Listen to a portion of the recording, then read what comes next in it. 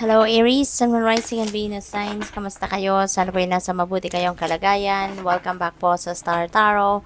Kung bago kayo rito, welcome din kayo. Thank you for your support. I truly appreciate it. God bless you all. Aries, paunang mensahe po ninyo. Performance evaluation. Ayan. So, ang iba siguro sa inyo ngayon, pagdating sa trabaho, baka may ano kayo ngayon, you are subject for evaluation pagdating sa inyong performance sa trabaho, no? So good luck sa inyo diyan. Maaring ito na yung time na alam mo yun, titignan ninyo rito, no? Or ng manager ninyo, ng boss ninyo, kung kamusta, no? Yung trabaho ninyo, kamusta yung um, performance ninyo sa tasks na binibigay sa iyo or sa position na binigay sa iyo, yung ganun. What else? We have work from home. Ayan. So, ang iba din sa inyo siguro, no? Parang very convenient, 'di ba, na naka-work from home kayo kasi nasa bahay lang kayo. At the same time, yung parang kahit kung meron kayong mga kailangan gawin household chores on the side, 'di ba? So, at least nandiyan lang kayo, no? At saka makakatipid sa pamasahe, something like that, no? Kasi nandiyan lang kayo sa bahay, although yung kuryente pwedeng madagdagan, no? Yung gastos dahil syempre pag maggagamit ng computer, something like that. So, yun.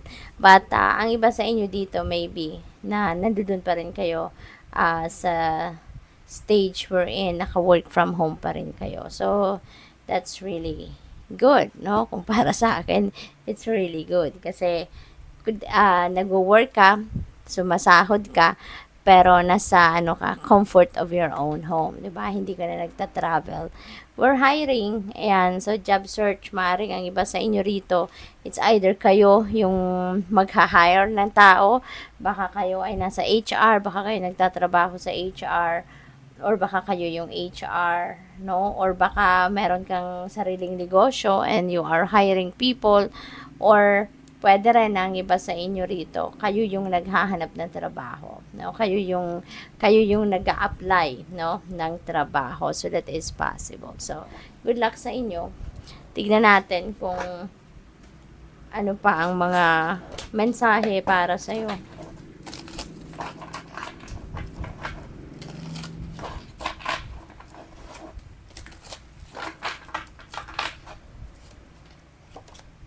We have Six of Swords. Ayan. So, Six of Swords is moving on energy, no? Kaya maaring meron kayong iiwanan dito. Something na mahirap na. Maybe this is toxic na ang sitwasyon ninyo rito. Kaya you're going to decide to leave this situation, ano? So, since this is a money, career, finances reading, so maybe this is career or yung work ninyo mismo. Na maaring yun ang iiwanan ninyo. Maaring hindi na to healthy para sa'yo, no, na trabaho ninyo. Baka sobra-sobra ng pagod, maybe it's energy draining, 'di ba? Baka physically demanding yung klase ng trabaho ninyo, kaya maaring ito na dumating na kayo sa point wherein hirap na kayo siguro, it's taking a toll on you, kaya kailangan na ninyong umalis or iwanan ang trabahong yan, no? Kaya siguro kayo may job search dito kasi maybe you are looking for a new job, no? Yung magiging ano naman yun, yung meron ka pa ring space or room para sa sarili mo para makapagpahinga, no? Kasi baka ito talagang it's either super physically demanding na yan na trabaho ninyo, kaya pagod na pagod kayo lagi, or baka energy draining siya, no? Hindi lang yung physical na aspeto, kundi pati yung isip ninyo, yung damdamin ninyo, talagang sobrang nahihirapan na kayo. We have Seven of Cups. Ayan, so good luck kasi marami din opportunity ang maaaring kakatok sa buhay ninyo sa ngayon. So, maaaring there are various opportunities, no, na ipapadala sa inyo ang Divine Universe along your path, no, para magkaroon kayo ng choices. Meron kayong various options dito na pwede ninyong pagpilian, no? What else? We have Nine of Wands. Ayan. So, this is perseverance, no? This is an energy of perseverance. So, kahit siguro nahihirapan na kayo sa paghahanap ng trabaho or sa trabaho ninyo mismo, just keep going. No, just keep going kasi malapit na kayo rito sa inyong tagumpay. Kumbaga, this is one last push na lang ang kailangan ninyo rito and you will be there, no, sa inyong tagumpay. Makukuha mo na, no, ang inyong success. Kaya you don't have to worry. No, you don't have to worry. Continue on. Kung pagod na kayo, magpahinga lang. Okay? Magpahinga lang and continue on. No? Kasi maring ito, hindi ito katulad ng na-experience niyo dito na this is very unhealthy na.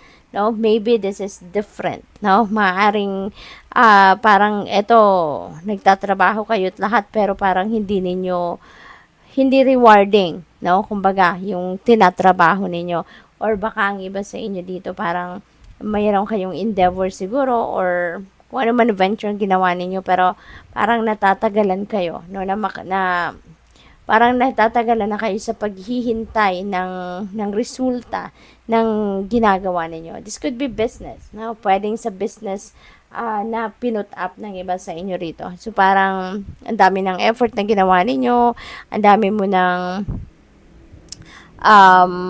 kinapital na nilagay mo dyan, pero parang hindi mo pa nakukuha yung success, no? Parang ganun, parang nababagot na ang iba sa inyo. So, just continue on. Three of Wands, ayan, so may travel, no? Baka related ito dito. You are going to physically remove yourself from this place, no?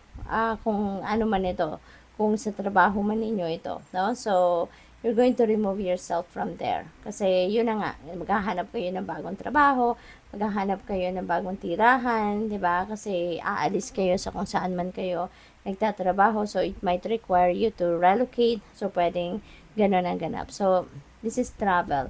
And this is good fortune energy. So, maaring siswertehin din kayo sa ngayon. At kung meron kayong mga negosyo din, no, na gagawin or sisimulan, or maybe you're going to start to invest, no, para iba sa inyo, this is a good time also for that. Kasi habang ang good fortune ay nasa inyong horizon, so it's a good time to start, no? What else? We have Four of Swords. Okay? So, Four of Swords energy is it's about relaxation, it's about rest. So, kailangan ninyong magpahinga. Okay, Aries, kailangan ninyong magpahinga. Kailangan ninyong mag-step back kayo sa kung ano man ang inyong kakaabalahan. Okay? Para nang sa gayon, alam mo yun, maano kayo, makapag-replenish kayo ng lost energy ninyo. So, para magkaroon kayo ng lakas, 'di ba? At concentration, focus, no? Para magkaroon kayo ng ganon. Para as you head towards a new beginning dito, paghahanap ng bagong trabaho or pagsisimula ng bagong trabaho, you know, at least kayo nakapag-rejuvenate na kayo, nakapag-recuperate na kayo, and you were able to to recharge, no? Yung ganon. So, what else? We have Two of Cups, may partnership, no? Pwedeng may partnership dito. Pwedeng collaboration ito sa project ninyo or kung ano man trabaho, ganon. Or pwedeng business partnership ang pwedeng pasukin ng iba sa inyo rito, Aries. Kaya napakaganda na meron bagong taong makakasama kayo, makakatulong, 'di ba? Kung magnenegosyo kayo. So, this is a good one. Kasi, kumbaga, hindi kayo masyadong mahihirapan, diba, sa pagnenegosyo ninyo, sa pagdidiskarte, pagpaplano, tawag ito, yung paggastos, kumbaga, kasi meron kang makaka-partner, meron kang makakasama, meron kang makakahati, no? So, good luck sa'yo. Thank you for watching. Love and light. Namaste.